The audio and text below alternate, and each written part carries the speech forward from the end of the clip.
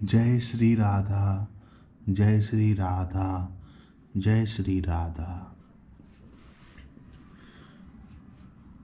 हमारे श्रीमद् भागवत गीता के दूसरे अध्याय के अध्ययन में आपका स्वागत है। चलिए अध्ययन प्रारंभ करते हैं। पिछले अध्याय में हमने देखा कि अर्जुन श्री कृष्ण जी से बोलते हैं कि इसीलिए उन्होंने कुछ कारण बताए, इन महानुभाव गुरुजनों को ना मारकर मैं इस लोक में भिक्षा का अन्न भी खाना कल्याणकारक समझता हूँ, क्योंकि गुरुजनों को मारकर भी इस लोक में रुधिर से सने हुए अर्थ और कामरूप भोगों को ही तो भोगूंगा। तो इस संबंध में इस प्रकार अपना निश्चय प्रकट कर देने पर भी जब अर्जुन को संतोष नहीं हुआ और अपने निश्चय में शंका उत्पन्न हो गई, तब वे फिर कहने लगे,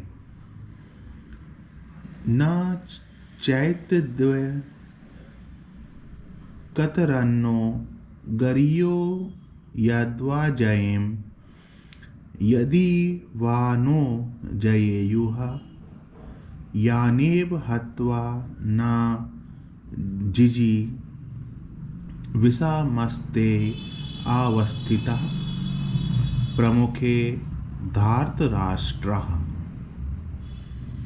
न च एतत् विद्य कतरत् न गरीय यत् वा जयेम यदि वा न जयेयु यान एव हत्वा न जिजीविषामा ते अवस्थितः प्रमुखे धार्तराष्ट्रः। एतत् मतलब यह है, चा मतलब भी, ना मतलब नहीं, विद्य मतलब जानते कि, न मतलब हमारे लिए युद्ध करना और न करना। कतरत मतलब दोनों में से कौन सा, गरीय मतलब श्रेष्ठ है, यत वा मतलब अथवा यह भी नहीं जानते कि, जय मतलब उन्हें हम जीतेंगे, यदि वा मतलब या, ना मतलब हमको, जयेयु मतलब जीतेंगे, यान जिनको, हत्वा मारकर, न जिजीविषमा जीना भी नहीं चाहते, ते वे एव ही हमारे आत्मीय, धृतराष्ट्र के पुत्र, प्रमुखे हमारे सामने मुकाबले में अवस्थिता खड़े हैं। हम यह भी नहीं जानते कि हमारे लिए युद्ध करना और ना करना, इन दोनों में से कौन सा श्रेष्ठ है, अथवा यह भी नहीं जानते कि हम जीतेंगे या हमको वे जीतेंगे। हम जीतेंगे या हमको वे जीतेंगे। और जिनको मारकर हम जीना भी नहीं चाहते, वे ही हमारे आत्मीय धृतराष्ट्र के पुत्र हमारे मुकाबले में खड़े हैं। प्रश्न है, हमारे लिए युद्ध करना या ना करना, इनमें से कौन सा श्रेष्ठ है? यह हम नहीं जानते। इस वाक्य का क्या भाव है? उत्तर है, इससे अर्जुन ने यह भाव दिखलाया है कि हमारे लिए क्या करना श्रेष्ठ है, युद्ध करना या युद्ध का त्याग करना। इस बात का भी हम निर्णय नहीं कर सकते, क्योंकि युद्ध करना तो क्षत्रिय का धर्म माना गया है और उसके फल स्वरूप होने वाले कुल नाश को महान दोष भी बतलाया गया है। प्रश्न है, हम जीतेंगे या हमको वे जीतेंगे, इस वाक्य का क्या भाव है? इस वाक्य से अर्जुन ने यह भाव दिखलाया है कि यदि एक पक्ष में हम यही मान लें कि युद्ध करना ही श्रेष्ठ है, तो फिर इस बात का भी पता नहीं कि जीत हमारी होगी या उनकी। प्रश्न है, जिनको मारकर हम जीना भी नहीं चाहते, वे ही हमारे आत्मीय धृतराष्ट्र के पुत्र मुकाबले में खड़े हैं। इस वाक्य का क्या भाव है? इस वाक्य से अर्जुन ने यह भाव दिखलाया है कि यदि हम यह भी मान लें कि जीत हमारी ही होगी, तो भी युद्ध करना श्रेष्ठ नहीं मालूम होता, क्योंकि जिनको मारकर हम जीना भी नहीं चाहते, वे ही दुर्योधन आदि हमारे भाई मरने के लिए हमारे सामने खड़े हैं। अतएव यदि हमारी जीत भी हुई तो इनको मारकर ही होगी। इससे हम यह निर्णय ना कर सकें कि हमारे लिए क्या करना उचित है। संबंध है, इस कर्तव्य का निर्णय करने में अपनी असमर्थता प्रकट करने के बाद अब अर्जुन भगवान की शरण ग्रहण करके अपना निश्चित कर्तव्य बतलाने के लिए उनसे प्रार्थना करते हैं। कार्पण्य दोषो पहत स्वभावः पृच्छामि त्वां धर्म सम्मूढ़ चेतः यच्छ्रेय स्यानिश्चितं ब्रूहि तन्मे शिष्यतेऽहं साधि मां त्वां प्रपन्नम्।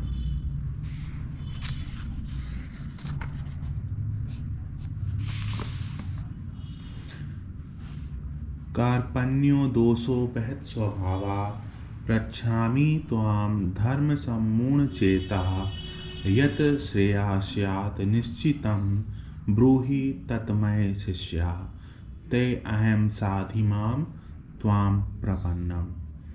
कर्पाण्य मतलब कायरता रूप, दोषोपहत मतलब दोष से उपहत। एक ही बार में देख लेते हैं। कर्पान्य दोषोपहत स्वभावा, कायरता रूप दोष से उपहत हुए स्वभाव वाला, तथा धर्म सम्मूढ़ चेता मतलब धर्म के विषय में मोहित चित्त हुआ मैं, त्वाम मतलब आपसे, पृच्छामि मतलब पूछता हूँ, यत जो, निश्चितम निश्चित, श्रेया कल्याणकारक, स्यात् हो, तत् वह, मैं मेरे लिए, ब्रुभुहि कहिए, अहम मैं, ते आपका, शिष्य त्वाम आपके, प्रपन्नम शरण हुए, माम मुझको, साधि शिक्षा दीजिए। इसीलिए कायरता रूप दोष से उपहत हुए स्वभाव वाला तथा धर्म के विषय में मोहित चित्त हुआ मैं आपसे पूछता हूँ कि जो साधन निश्चित कल्याणकारक हो वह मेरे लिए कहिए, क्योंकि मैं आपका शिष्य हूँ, इसीलिए आपके शरण हुए मुझको शिक्षा दीजिए।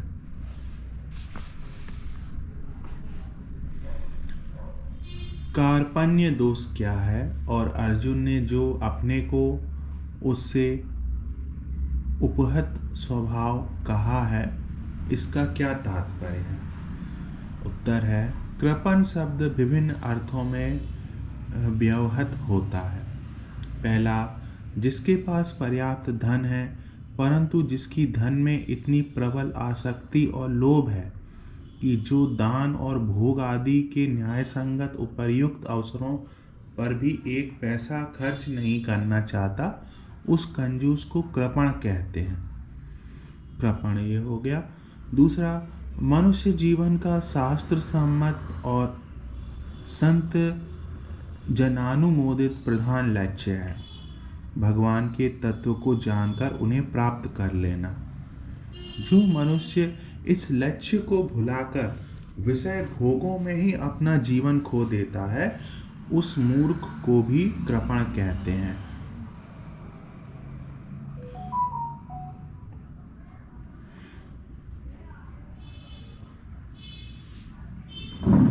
भगवान के जीवन का लक्ष्य है भगवान के तत्व को जानकर उन्हें प्राप्त कर लेना।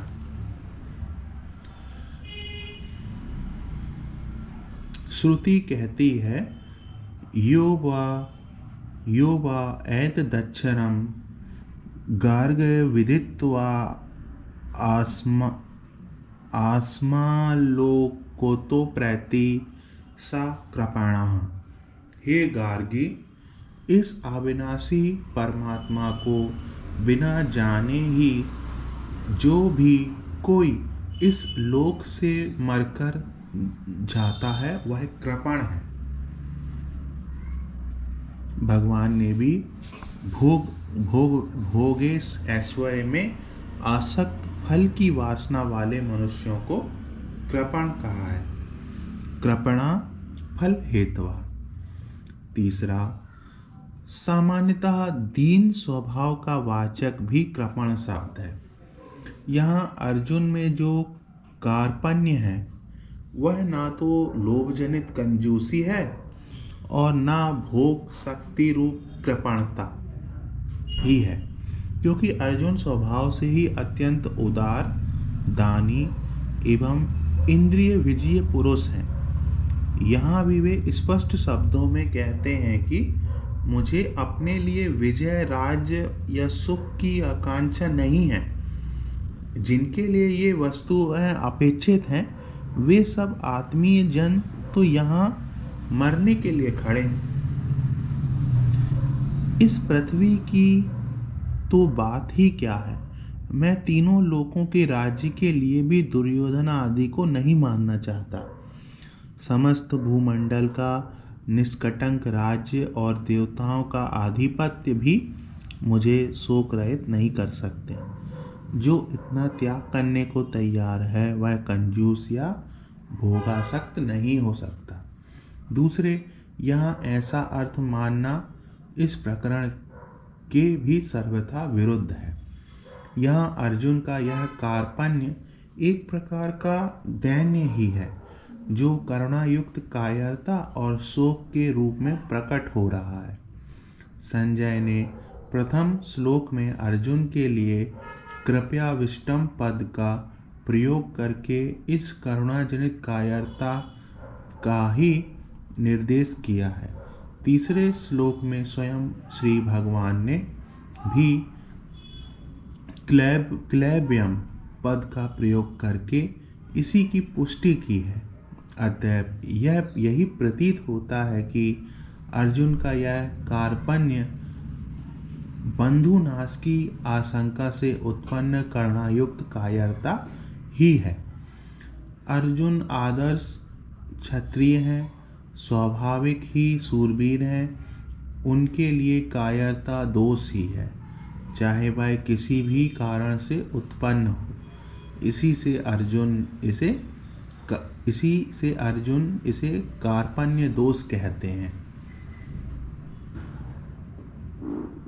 इस कार्पण्य दोष से अर्जुन का अतुलनीय शौर्य, वीर्य, धैर्य, चातुर्य, साहस और पराक्रम आदि से संपन्न क्षत्रिय स्वभाव नष्ट सा हो गया है। इसी से उनके अंग शिथिल हो रहे हैं, मुख सूख रहा है, अंग कांप रहे हैं, शरीर में जलन सी हो रही है, मन भ्रमित सा हो रहा है।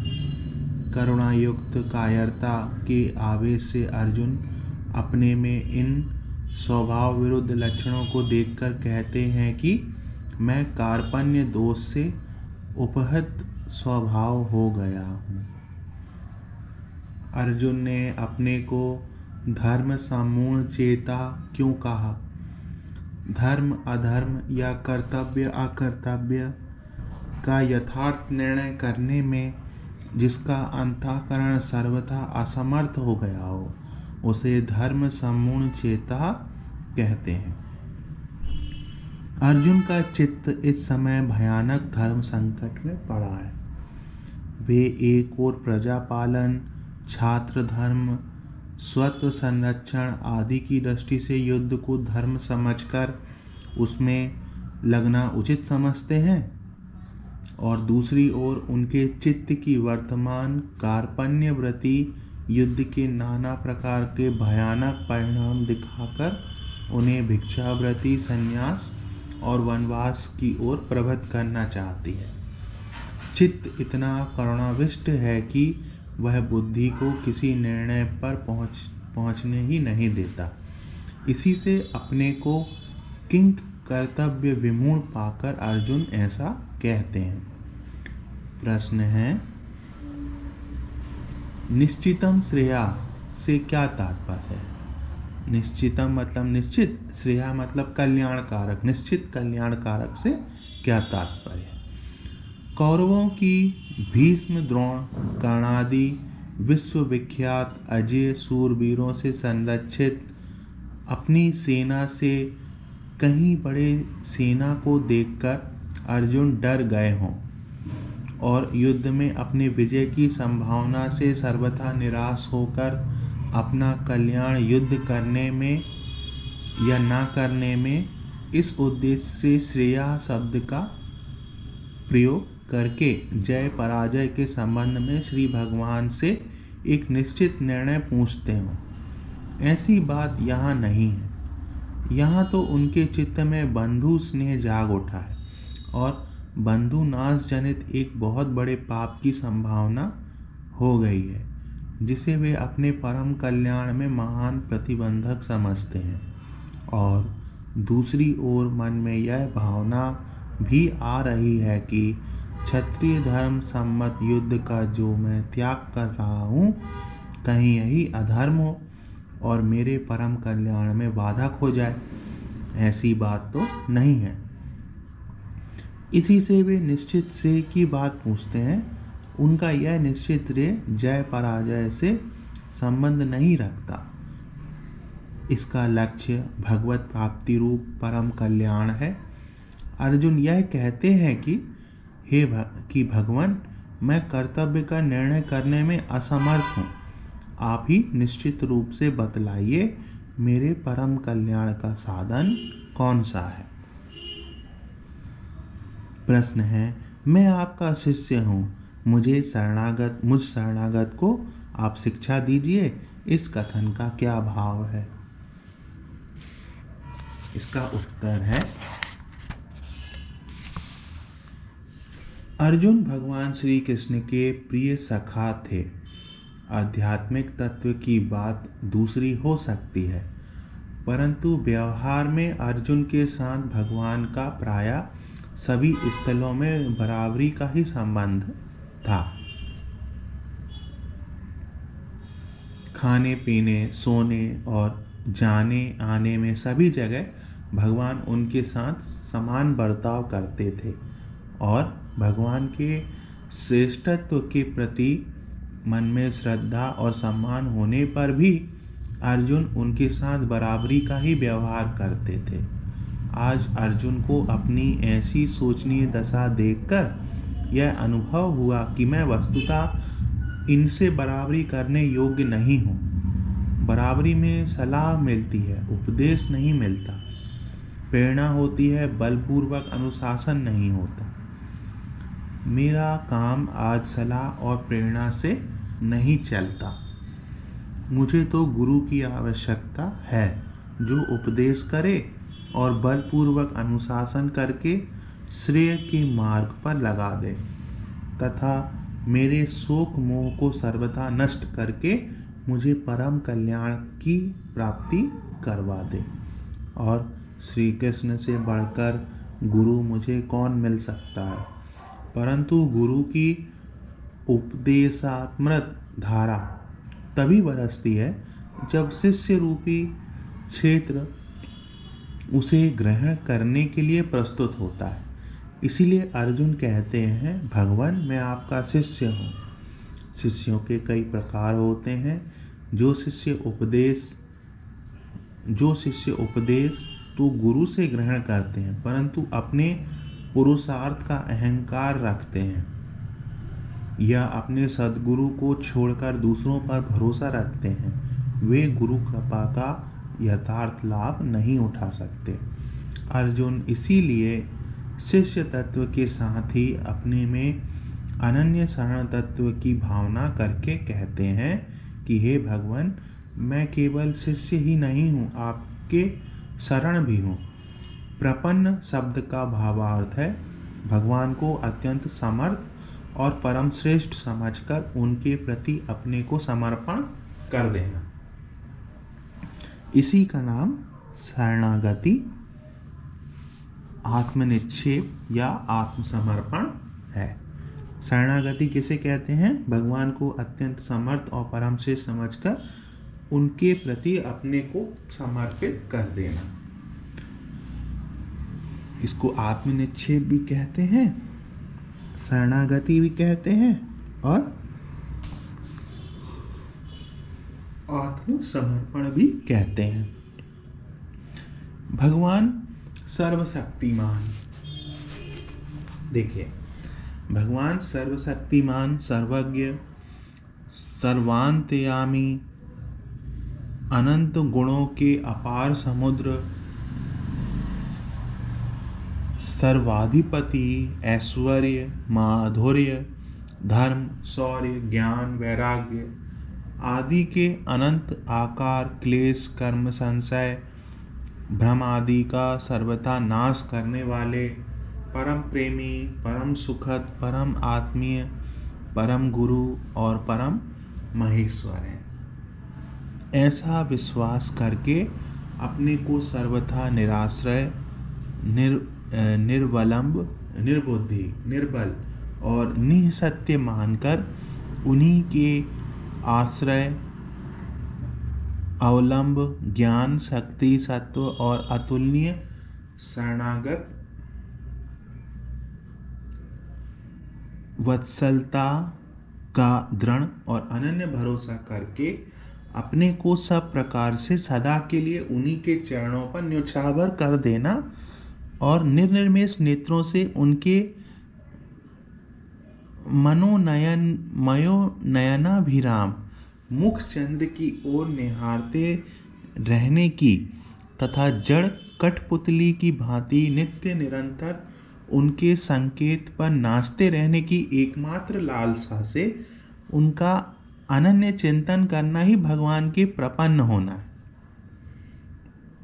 अर्जुन चाहते हैं कि मैं इसी प्रकार भगवान के शरण हो जाऊं और इसी भावना से भावित होकर वे कहते हैं कि भगवान, मैं आपका शिष्य हूँ और आपके शरण हूँ, आप मुझे शिक्षा दीजिए। ते और त्वां पदों का प्रयोग करके अर्जुन यही कह रहे हैं। अर्जुन की यह शरणागति की सर्वोत्तम और सच्ची भावना जब 18वें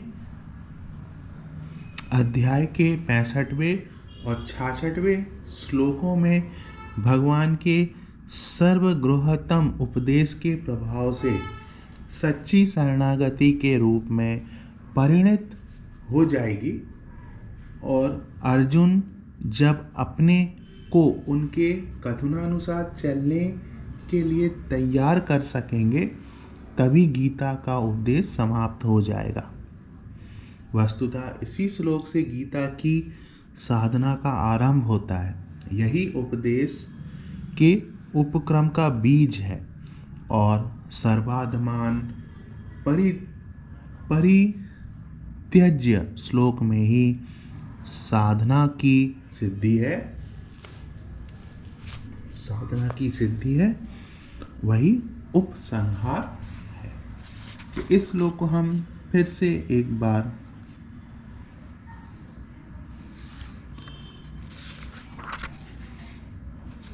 हम इसका अध्ययन कर लेते हैं। कार्पण्य दोषो पहत स्वभावा प्रच्छामि त्वां धर्म सम्मूढ़ चेता याच्य श्यानि निश्चितं ब्रूहि तन्मे शिष्यते अहं साधि मां त्वां प्रपन्नम्।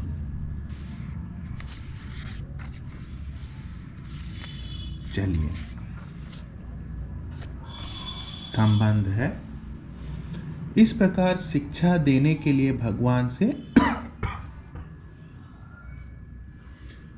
से प्रार्थना करके अब अर्जुन उस प्रार्थना का हेतु बतलाते हुए अपने विचारों को प्रकट करते हैं।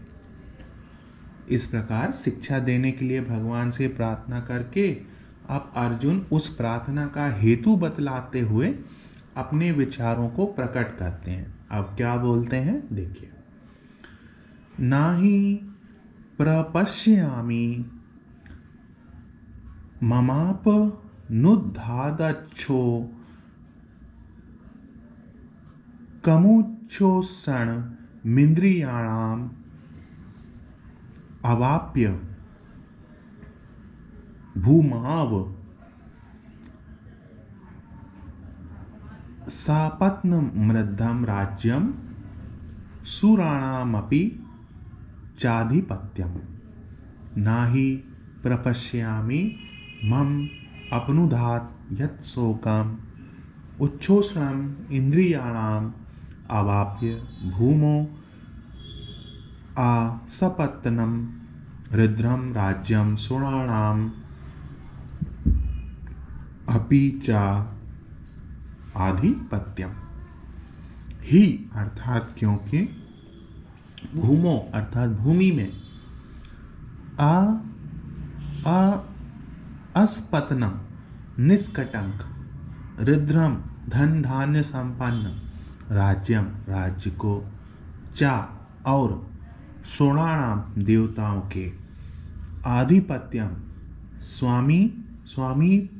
स्वामी पने को, अवाप्य प्राप्त होकर, अपि भी, तत् उस उपाय को, ना नहीं, प्रपश्यामि देखता हूँ, यत जो, मम मेरी, इंद्रियाणाम इंद्रियों के, उच्छोषणम सुखाने वाले, शोकम शोक को, अपनुद्धात दूर कर सके।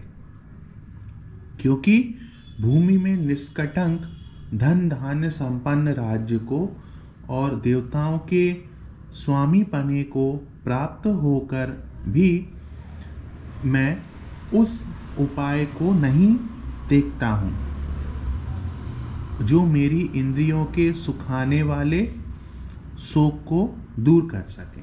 अब इसका अर्थ समझते हैं। इस श्लोक में अर्जुन के कथन का क्या भाव है?